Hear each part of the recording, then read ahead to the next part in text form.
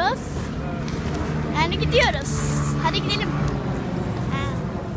Evet arkadaşlar, Boğaz turundayız ve ben uçta oturuyorum. Ve çok güzel. Şu an köprünün altından geçiyoruz.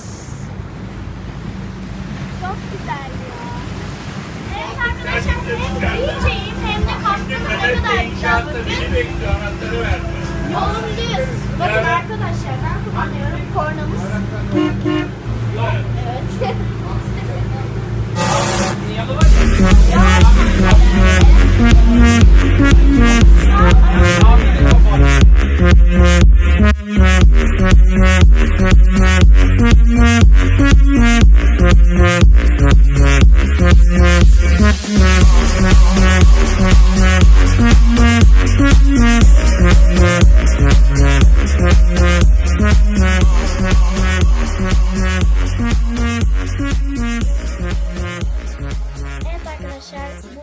Burada sona geldik. Tekne turumuzun da sonuna geldik.